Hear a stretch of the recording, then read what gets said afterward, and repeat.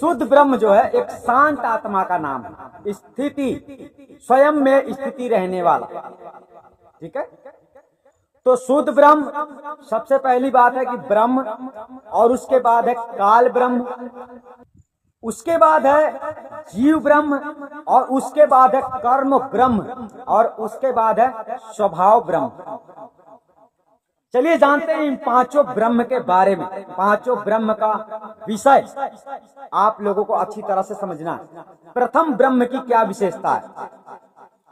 जिस प्रथम ब्रह्म ने स्वयं इच्छा से, अब आगे चलते हैं, ज्ञान गुदरी में सात शब्द कहता है, साहिब की वाणी कहती है, प्रथम ब्रह्म स्वयं इच्छा ते पांचों शब्द उचारा, सोहम निरंजन निरंकार शक्ति और ओमकार।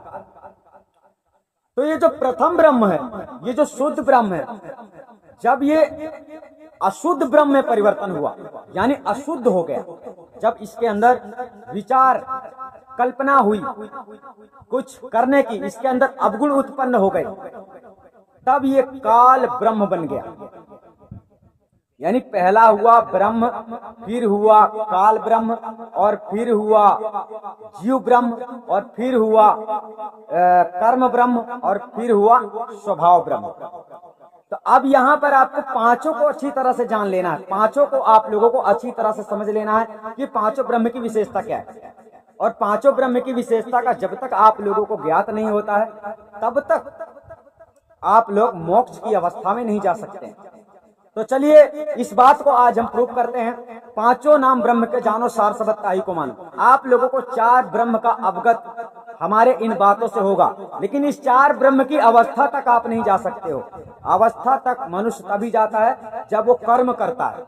इसी प्रकार से ये जो ब्रह्म है, ये कर्म करते करते ही अपनी अवस्था से नीचे गिर गया। जो शुद्ध ब्रह्म कहा जाता है, जिसे ब्रह्म हम कह रहे हैं, ये खुद ही कर्म करके ही ऐसा कर्म उसने किया है कि वो धीरे धीरे से नीचे आ गया है, उसकी अवस्था नीचे आ गई है। और उसी अवस्था के कारण उसका नाम ब्रह्म से काल ब्रह्म पड़ गया, और काल ब्रह्म से जीव ब्रह्म पड़ गया, और जीव ब्रह्म से कर्म ब्रह्म पड़ गया, और कर्म ब्रह्म से स्वभाव ब्रह्म पड़ गया। ऐसा क्यों हुआ? कर्म से, ऐसा उसने कर्म किया। तो चलिए जानते हैं, आप लोगों को समझना होगा कि ऐसा उसने कौन सा कर्म कर दिया। साहब ने एक जगह वाणी में बोला है, कहते हैं कि 10 अवतार निरंजन धारे, सो करता नहीं होई, वह तो अपनी करनी